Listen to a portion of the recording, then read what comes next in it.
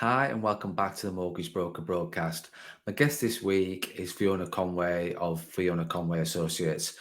Fiona's on the podcast because 9 years ago, she changed the whole direction of her career. She was in the West Yorkshire Police as a case progression officer, saw that the skills that she had were transferable into another career, saw that she loved property so much, and really sort of put those two together and became mortgage broker. She was very lucky that there was a firm local to her at the time that was taking on trainee employed mortgage broker, took that with grasped it with both hands, and obviously put a 110% commitment into doing that.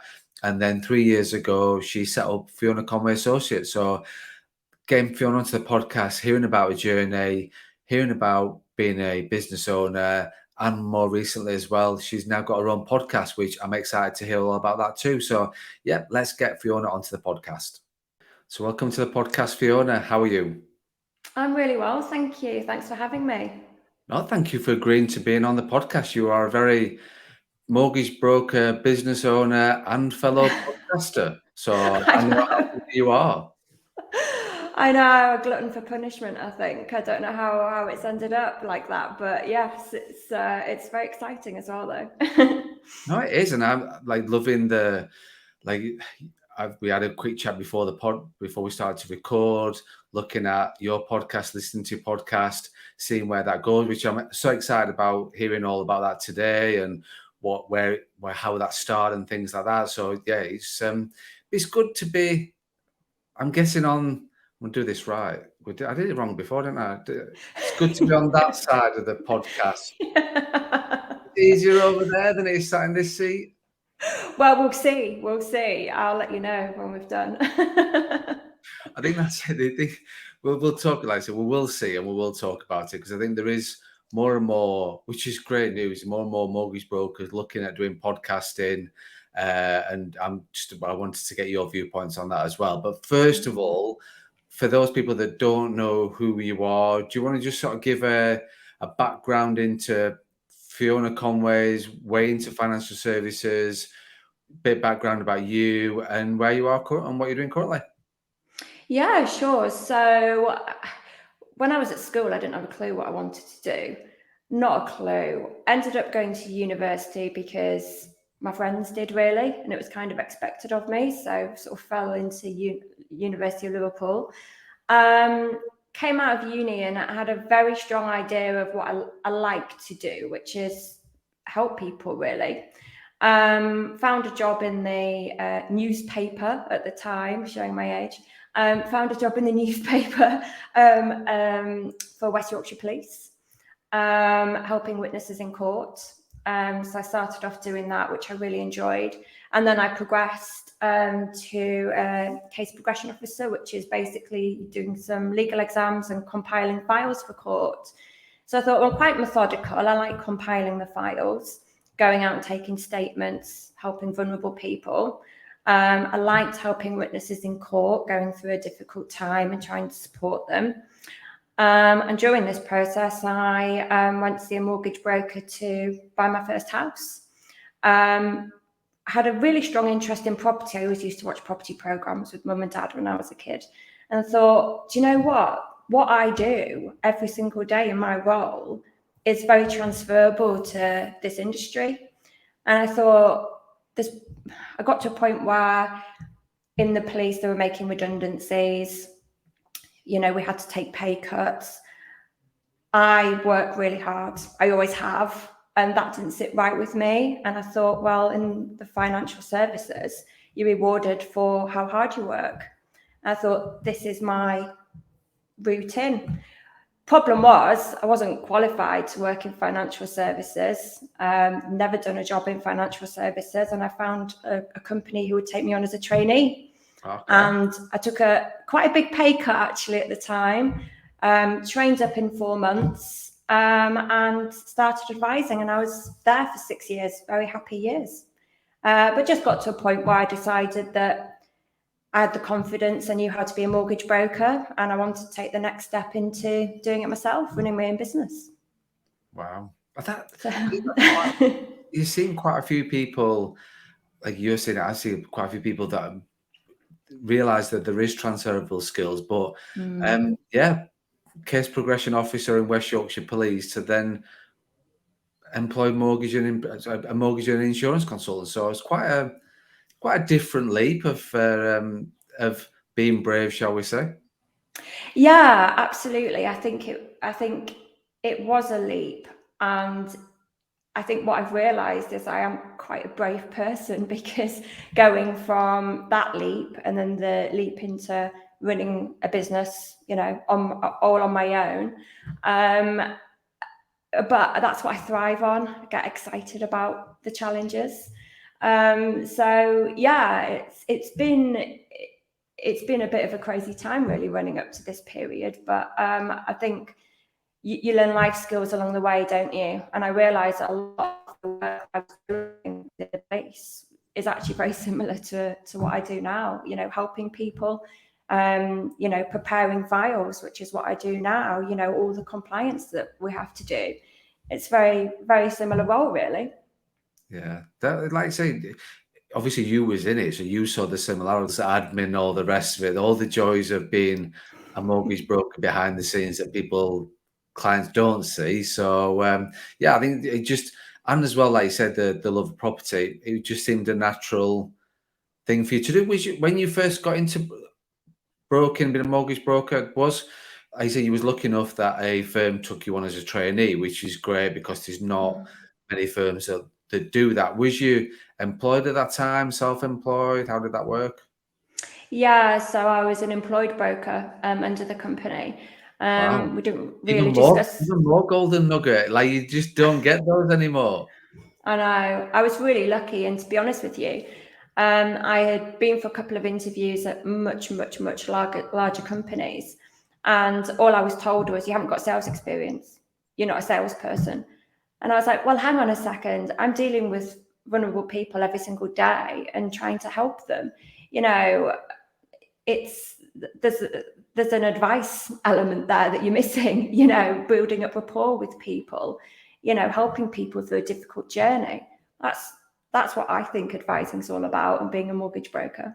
No, it certainly is. And I think, like you said, being methodical and piecing it all together, you've got to Mhm. be. It's not a quick fix, is it? So, being a mortgage broker, when you're doing your training and when you're first starting out in your courses, I've talked about before, where everybody's a first time buyer, everybody's got 25% deposit, everybody's straightforward, and then you get into the real world and the CCJs, bad credit, all the rest of it, self-employment, all the other things are thrown at you. So you've then got to be methodical because it isn't a case of. I think that's one thing that does frustrate me with the mortgage broking world is that people aren't methodical and don't go through the whole process for a client and trying to find them a resolution to the problem. They just go for the quick fix. Or well, they don't fit with the high street lenders. I can't be bothered with anything else, and move on to the next one, kind of thing. Where you've got to be methodical as a mortgage broker. Yeah, I completely agree with you. I'm very sort of process driven. There's got to be a process in place. Clients need to know what's happening next. I've bought quite a few houses now, and it's extremely stressful. Even as a mortgage broker, I know what's happening next. It's still stressful. And I think you must have a process in place so that, your clients know what's going to happen next as well. I'm very open with them right from the start what our 10-step process is and when they should expect to hear from us again. And I think that's been drilled into me right from my early 20s, working with vulnerable people. You can't just leave them hanging. No. You've got to tell them something, and you need a process in place so you know what to tell them and when to tell them, I think. Well, exactly, that's it. Like you can see the mortgage brokers who don't have a process, who are not organised in that kind of way. And I'm like you, very process driven. There's a process for everything, and just follow it. Especially when you was a trainee, like sort of going back then. But having a process in place will help the transition a lot more for you because then it's not only the client knowing what the process is, you know what the process is, so you know what the next step is, and the next step in.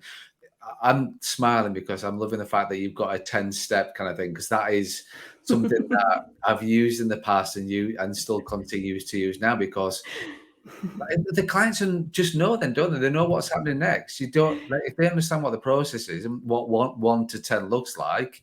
Yes, 1 is today, 10 is you get the keys and you move in, then and everything in between. It's just good that there's that transparency there for you and your clients that they and you it hold having a process and a clear, transparent process holds you accountable as well, doesn't it? I completely agree with you. Yes, it does. Yeah, when you're saying to clients, you're going to hear from me at this point, you must do it because they've probably had a sleepless night the night before. You know, they're sat waiting with the phone next to them. They don't want to leave the room in case the phone rings. You know, I know how that feels. You know, you're all worked up waiting for this call and then you don't get it. Well, it's disappointing. You know, people don't want to feel like they're not important either. And, you know, you need to make people feel important. You know, they're your clients, they are important. And this is a big thing that they're going through. I think sometimes we can forget that. We can forget because we do it every single day that, you know, this is a huge deal for these clients. And it might be only something they've done once in their life or not done at all. You know, it's a big deal. It's a big deal. It is.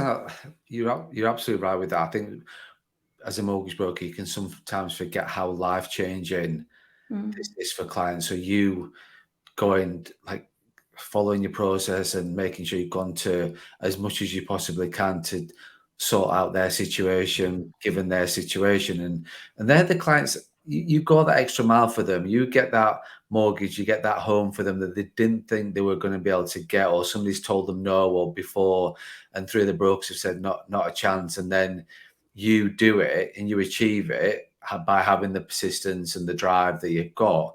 You've got a client for life then, haven't you? You're going to have to do something to force that client to move to not use you anymore. Yeah, yeah, I think so. You have to prove yourself right from the word go. You know, people are looking for someone who is going to make them feel important and special. And even though we are busy and we're dealing with so many clients, you know, you need to make clients feel like, you know, they're your only one, really. You know, give them the time that they need. Absolutely. And I think if you nurture people right from the start, hopefully they'll think very highly of you and always then want to come back. And if you've got a process in place to try and remind them that you're here, because you might not speak to them again for 5 years in some cases, and you have a process in place to keep saying, hi, I'm still here, I'm still your mortgage broker, they shouldn't go anywhere else. I think the funny thing is like we're talking about processes, and I'm big on process, but the one thing I don't have a process for is the agenda on the podcast, because you just can't have an agenda when you record a podcast. Because the thing is, we were going to talk about we're going to talk about the transition from being like the trainee to mortgage broker to then owning your own business, which we're going to come on to. But then it's just you always pick up on little things that end up going on a different. And if you worry about the agenda too much, we wouldn't be talking about the things we're talking about right now. So it is so funny that everything we talk about is process, but it's actually not having a process on something like this. It's quite good because it just then you're just more worried. You then concentrate on the conversation rather than what bit of the agenda am I on now, kind of thing. What do I need to it just doesn't work. Yeah, a conversation has to flow, doesn't it? Or it doesn't sound great. Definitely not. We'll come on to get. I will ask you about your opinion on that when we talk about your podcast. So yeah, obviously had the transition from going into mortgage broking, and then just over 3 years ago, you decide. What was going through your head 3 years ago? Well, obviously a little bit more than 3 years ago. Yeah, I think I got to the point with the company that I worked for where I felt that I'd been nurtured, I'd been looked after, I'd been trained really well to get to a point where I felt that I was a good mortgage broker. But I just wanted something a bit more. You know, I wanted to work the way that I wanted to work. You know, I wanted my own process in place that I felt would suit me and the clients a little better. There were just certain things where I just thought, this is my time now. And I looked at the director of the company and I was like, oh gosh, I like your lifestyle. I like what you're doing. I like the fact that you can make your decisions. And I wanted to make the decisions. That's all it was. It just got to a point where I was like, right, I want to be in control of this now and the destiny of a company. And that's literally why I did it. It was a hard decision because I was really happy there, loved the people I work with, but I was just starting to feel like, okay, I'm really ready to grow here. This is my opportunity. And yeah, that's why I did it. So the second step of being brave, first of all, life-changing career, and then the next jump of, and I mean that jump probably not the right word, but being brave and jumping then to being business owner. So, and I think they say it's a natural progression for you and for what knowing like what you're looking to achieve, what you're looking to. I think I don't know. My point was sort of freedom. I think that was the thing, Fiona. Clearly, I knew that I worked for a large corporate for far too long, and don't get me wrong, I loved like there was so much good things about working for a large corporate, but I just didn't have the freedom. And I think one thing that it's funny, I've come up in a conversation this morning with one of the brokers where it's being self-employed, having your own firm or working as part of a firm or having your own brand, you've got the freedom, but also it creates insecurity, but then gives you security at the same time that it's down to you. So like, I don't know, obviously I always knew that in the back of mind that people, you could see people getting made redundant, people losing their jobs, losing their roles. Whereas doing what you do now, nobody, it's down to you and your destiny is in your own hands right now. That's exactly it. That's exactly it. I felt like I was getting a little frustrated with some of the things that I had to do as a mortgage broker when I was employed. And I thought to myself, I can continue to feel a little frustrated with a couple of these processes, or I can actually do something about it. And I can actually take control and do things my way, you Yeah. know.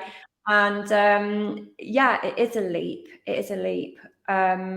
And like I say, I was very happy there, but this is something completely different, and this suits me much better. Running a business is what I want to do. Good. I think that's Mm. it. Is it something you've always had in the back of your mind that you wanted to run your own business at some stage? I feel like the answer should be yes, but it's not. I feel like I should say yes, No, you but don't say yes because I wasn't. I didn't have that in my mind. I no. wasn't a long-term thing. So you can be honest, Fiona. It's fine. Honestly, you can sort of say how it is. No, it really was a natural progression. I think over the space of a year, 18 months, I just started to think about it more and more. And I came to the conclusion that it's what I wanted to do. It's definitely not something that I was thinking of doing, 10 years ago, or even when I joined the industry.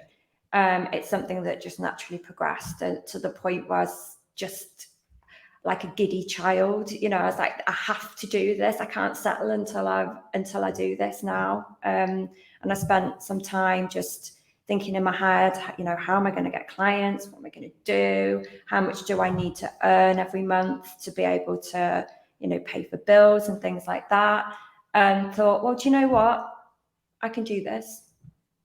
And yeah, next thing I knew, I had handed my notice in and I was director of a company. But I think sometimes you can get too, like I said, the joys of being a business owner is quite, we've talked about this before, the conversation we had previously, where it is quite a lonely place. It's not for Mm. everybody, and it is, but then, so it does give you the freedom. Absolutely, it does give you a lot of things, and people see that side of things, but then at the same time, they don't realize how lonely it can be being a business owner because there's just you, like, unless you're in a partnership or anything like that, where there is just you making those decisions. So it's not. It can be an absolutely amazing seat to be sat in, but then at the same time, it can be an uncomfortable seat to be sat in, and sleepless nights and imposter syndrome that people talk about, and all those sorts of things. Mm. you probably go through that and everything in between. I know I still go through imposter syndrome every day. I still look at this podcast thinking, why is some people listening to the podcast and talking about and listening to what we're talking about? But it's just something you have to learn to deal with. And is that something you've learned to deal with? Yeah, I think I certainly have the sleepless nights. Have I made the right decision about something? Thankfully, I have built up a good network. And actually, one of the people I still speak to about some of my decisions is my old boss. I've got huge, respect for him, and I'll call him and I'll say, "Oh God, what do you think to this? What do you think to that?" But yeah, it can be a lonely world, and I think it is a case of sort of building up a network around you and believing that listening to podcasts, building your knowledge is going to help. I feel like I'm talking to a celebrity today because I was listening to your podcast 6 months ago before we even before we even spoke. So just gaining knowledge from you, gaining knowledge from other people in the industry, or not even people in the industry, gaining knowledge from people in marketing, things like that. Because I think it can be lonely when you're just sat with your laptop, doing a role. But when you're actually trying to expand your knowledge and, you meet people like we've met, and, other people in the industry, other people who you could pick up the phone to, that's a really, really, really nice place to be. That's a really nice place to be. And that's actually, I think, when you actually feel like you're really achieving something as well. No, definitely. And I think that just knowing that you've got somebody to speak to, and it's good to get various different opinions on things as well. So, if you can, like you and I work with Ash Boland, who's like amazing on the marketing and podcasting stuff that he does. But then there's other people out there that are, in terms of like, if you want to work on Google Ads, there's people to speak to. If you want to do this, there is plenty of people out and that's the feedback I get from people coming out of the industry into the industry, that they're quite surprised that how many people are there who will just have a chat with no real ulterior motive, no hidden agenda, no bullshit really.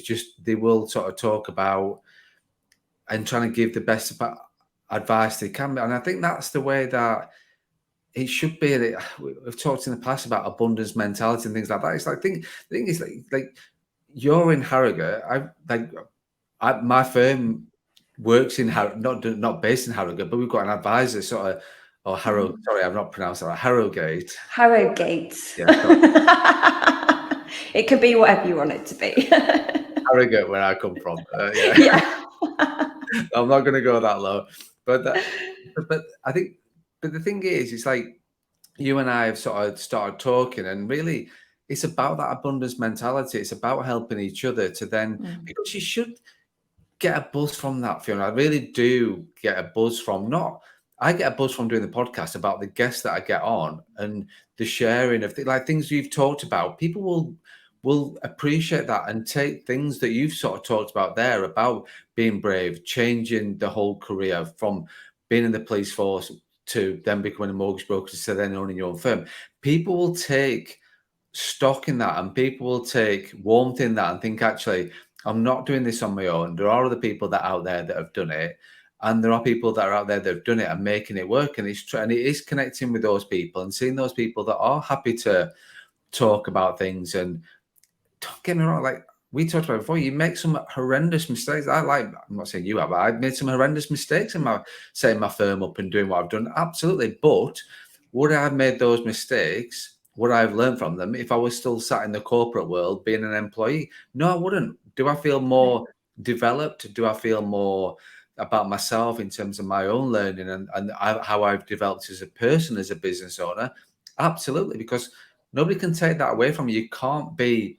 You look at your firm right now, Fiona Conway Associates. Nobody can take that away because there is no Fiona Conway Associates without Fiona Conway. So that's how it is, and you've got to take stock on that. I think actually, yes, there is the blood, sweat, and tears and the sleepless nights that people don't see behind the scenes, but actually, you can't take away what you've done and achieved over the last certainly for the period of coming into the industry, but then particularly more over the last 3 years of what you've learned as a business owner and what you've done wrong and the mistakes you made, but how you come out the other side from that. Yeah, I think you've got to sit down at the end of every day and sum it up, don't you? And think, are there more highs and lows? For me, yes, definitely more highs and lows, in which case I'm going to keep going, keep learning, keep growing, keep expanding the business. I think when you get to the point where it's, I don't think I can cope with this today, and that happens, more often than not, then it's probably not a good time for you. But right now, every day, I'm excited. And it is an emotional roller coaster. I think being a mortgage broker is an emotional roller coaster anyway, because you get involved in helping people realize their dreams, buy their dream home. And then if anything goes wrong, I'm upset for them as well. So it is, being a mortgage broker and being a business owner together is an emotional roller coaster, I think, sometimes. But as long as there's more highs and lows, I think you're winning. And for me, yeah, almost all of the time I'm buzzing by what I do. But then sometimes I just think, oh gosh, really, this is hard work. Why did I do that? Why has this happened? Why has so and so not called me back? And then the next day you wake up, it's like, right, let's start again. We're okay today. Yeah. You've Yeah, definitely got to just the have way that it is. mindset, haven't you? That you've got to be that way because you've got to, like you say, you feel as though if you're having more wins than losses, I don't know. Do you always feel as though you've got to move forward? Is that like important to you? Absolutely. I think what I've learned not to do is dwell too much on the mistakes, kind of like you say, learn from them, brush yourself off, start again. Tomorrow's a new day. That day I'm like, right, okay, I'll finish work a bit early. I'll feel sorry for myself for a few hours. And then tomorrow I'm back on it again. And I think you have to be like that.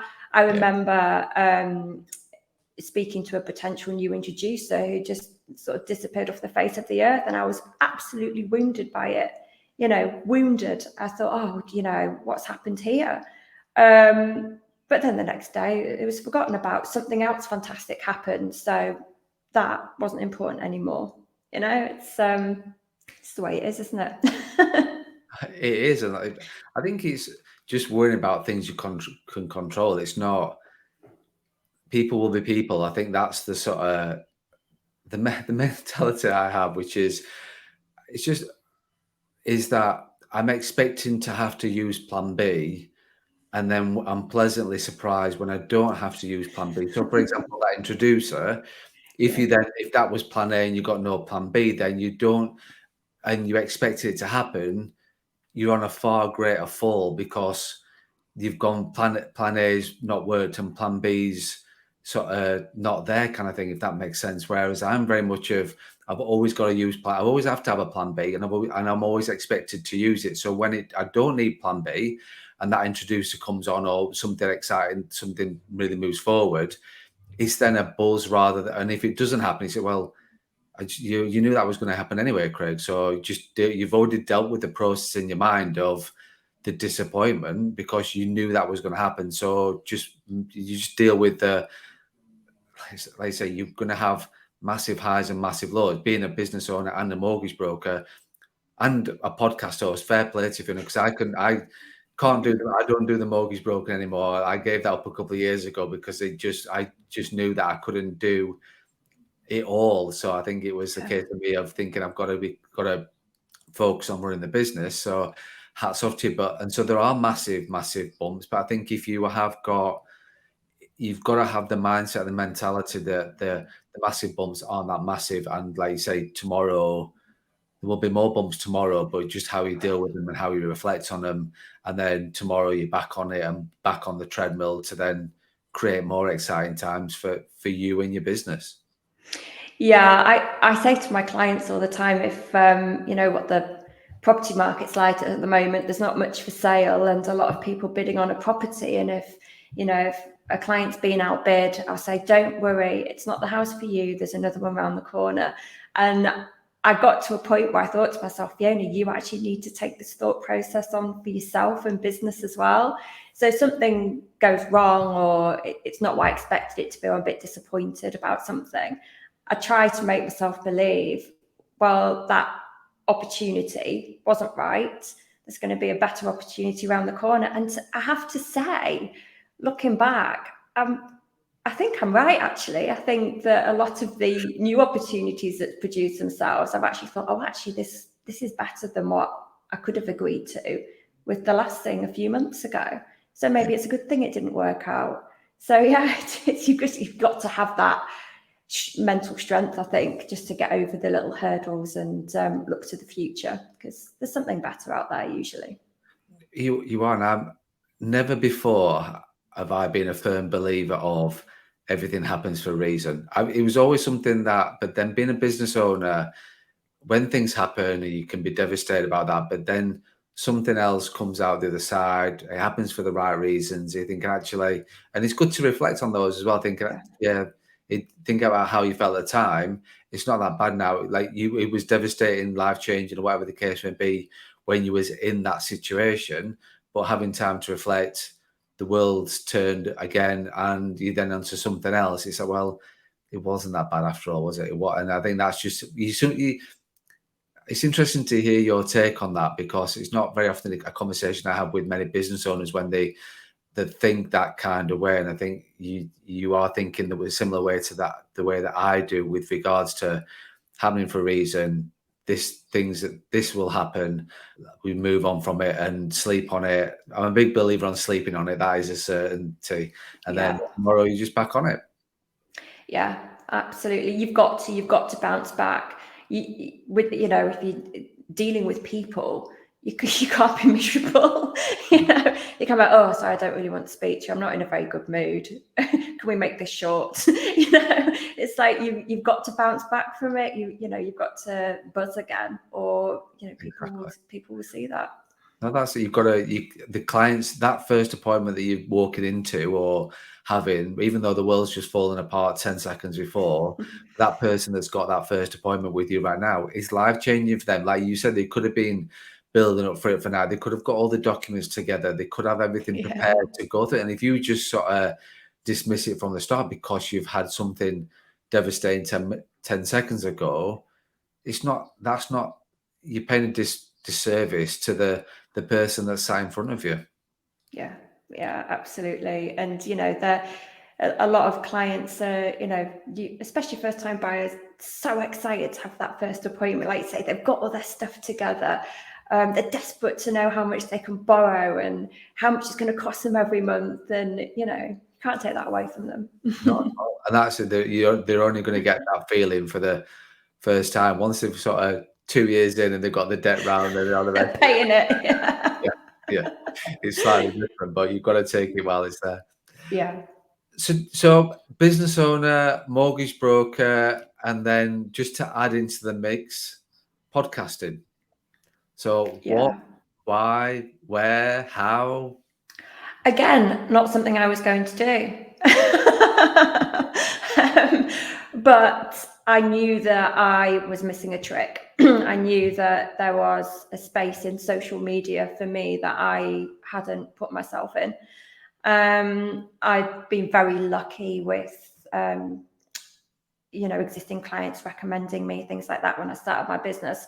And I had kind of just sort of not left the office really. I did some networking. That's not completely true. I did some networking. I love networking in my sort of local area. But I thought, right, okay, this needs to I need to transfer this on social media. Started listening to podcasts, thinking of who I might like to work with. And good old Ash Borland came up. So I arranged a meeting with him and I said, look, I need to get into the social media space. I talked to him about goals, what I wanted to achieve, told him I love networking, working with other businesses. Didn't really want to talk about interest rates and, fixed rate mortgage, things like that. No one wants to hear that. So he said, I know exactly what you're going to do. You're going to host a podcast. I was like, really? And I did it. I thought, with his help, I can do this, definitely. And got together a list of people that I wanted to get involved in it, and started Yorkshire Property Partners. Wow, so we need to we're going to say, give it a bit of plug. We've given Ash enough plugs there, so we need to give your podcast a bit of a plug. So, wait, so looking at the podcast, obviously nobody wants to hear talk about interest rates and all the boring things to do with mortgage services. So, what's the podcast about, and really, how did you come up with that kind of topic, shall we say? So, like I said, one of the things I love doing is networking and speaking to other businesses. And I think I live in Harrogate, which is, a great area, lots of high value properties, lots of really good, well established, respectable businesses. And I thought, I need to get to know these businesses better, and have more of a sort of local presence. I realised that a lot of clients I was dealing with were a little bit more further afield, and I just wanted to make it a little bit more local and personable, really. So that's the reason why I did it. I thought this is a way for me to get into social media without talking about a mortgage, which I didn't want to do. People are really interested in property, the property market. So I thought, right, let's get experts together to talk about what's happening right now in the property market, because it's a bit of a strange time. So I thought, well, let's get some hints and tips together from, estate agents, from surveyors, from builders, people who can give really good tips to clients. So that's why I started it, really. It's again, just to give some advice, really. Which, like I say, it's easy to get into the mortgage space, being a mortgage business owner and thinking, well, just like talking about normal things within the mortgage world, which are, but as always, it's what nobody wants to talk about mortgages. Nobody wants a mortgage. Nobody ever wants to sit and go, yeah, I'm really pleased that I'm 80, 160, 240, whatever the figure is in debts right now. Nobody wants that. What they want is what you're talking about, which is what the end product looks like. So let's not talk about mortgages. Let's build rapport. Let's talk about the end product, which is what people are more, I'm not saying more interesting, because people outside the mortgage industry are interested in mortgages, but it's more about the property industry. So that's what a great way to talk about more interesting topic and about property than interest rates and SVRs and the rest of it. Yeah, like you say, nobody wants a mortgage. They want that dream home. Nobody wants some life insurance to go with it.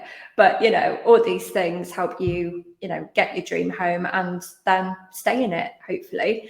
Nobody wants to pay for them, but it gives you that beautiful place where you want to live, where you feel comfortable, where you can relax after a busy day. So yeah, like you say, it's building that picture of, well, these costs, but actually what you get from them in the end, and the benefit of having a nice home where you can relax at the end of the day is why we do it. And I think the thing is, where you're using it to network as well, which is a great thing. Like, what a great way to get local. You very much focus on local community, which is great.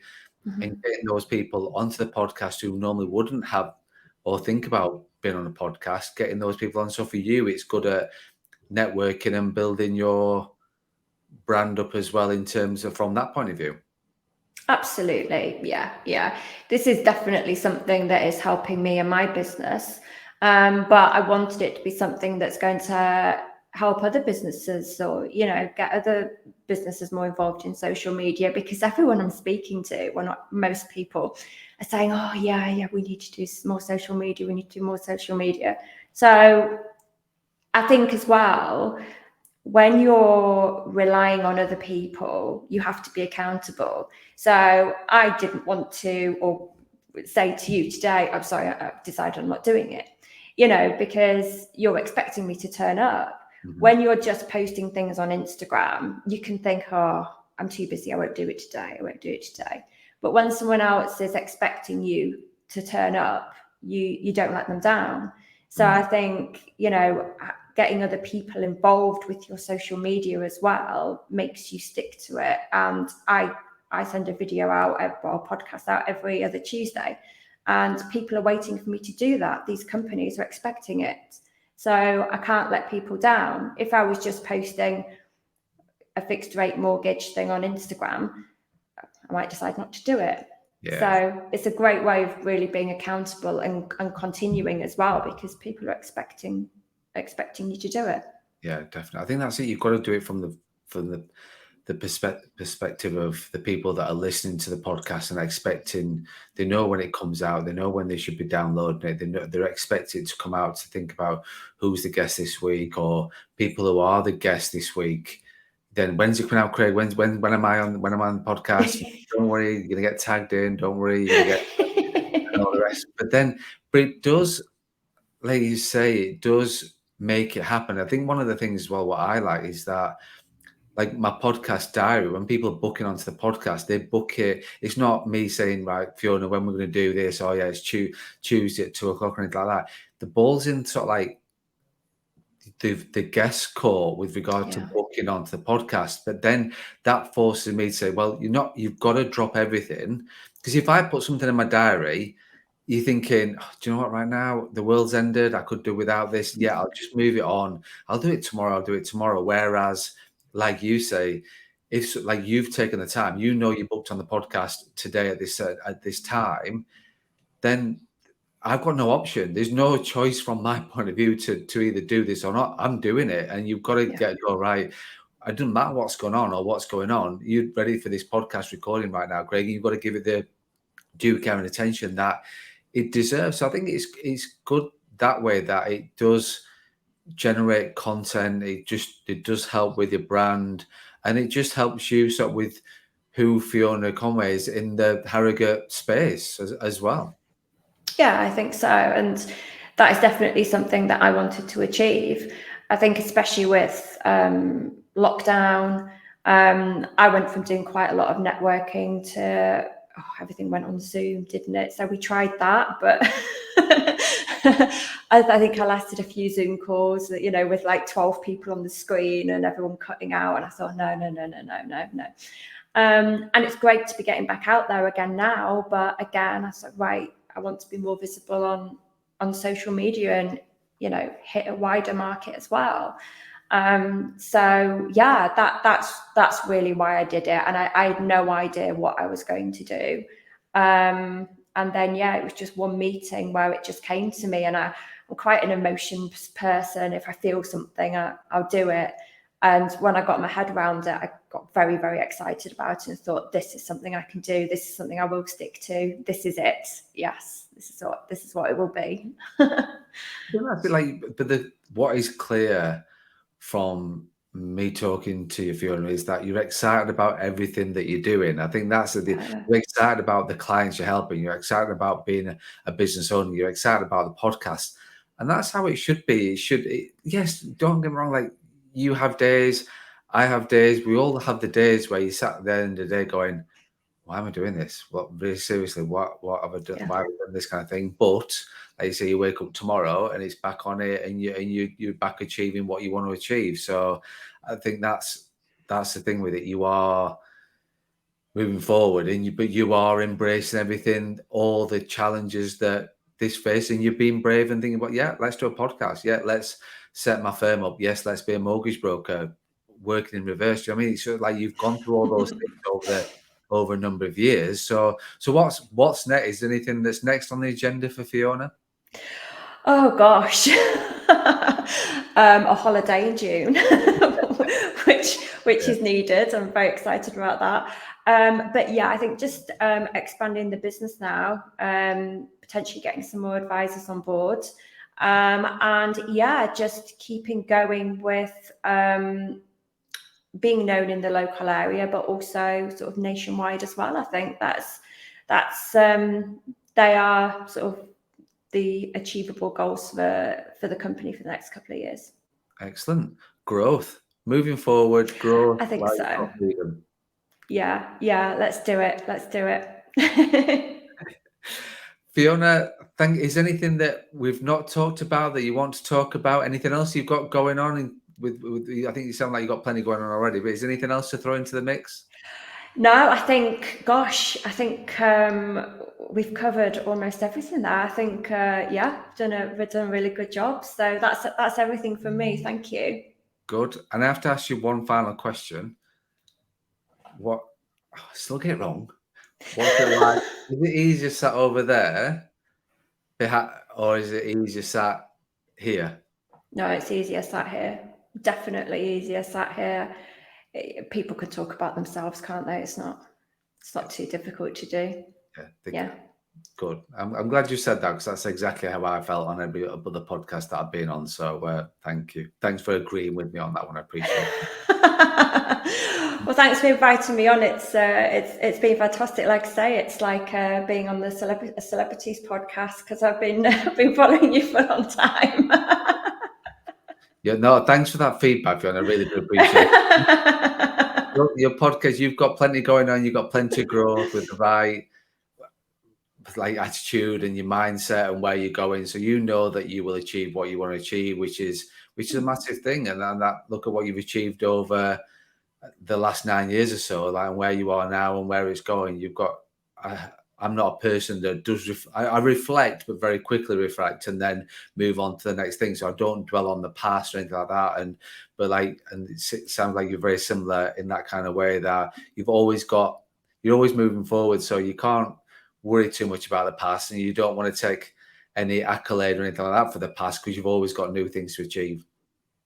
Yeah, I agree with that, and it's just like I say, growing knowledge as well. It's exciting. It's exciting because then you can think of the next thing that you want to achieve in your plan. So yeah, I love all that. Apart from a cliche of watch this space, I'm excited about seeing what happens with Fiona Conway Associates and how the podcast grows and how the business grows. So I am excited to sort of see how these things go. And yeah, Fiona, I really do appreciate your time. Really do appreciate you sharing a very honest sort of experience of your journey. I felt as though I was part of that journey, listening to you talk about what you've achieved, because obviously and that's important from our listeners' point of view and subscribers, that they do feel getting on an honest account of and feel part of what you've achieved, which clearly people do. And that's why people listen to podcasts as well. So Fiona, thank you so much for your time. Pleasure. Thank you very much for having me. No problem. And hopefully we're going to get you, when you've got your celebrity star status of your podcast and the rest of it, then we'll get you back on and let's hear more about where Fiona Conway is going for the future. Absolutely. I'd love to. Thank you.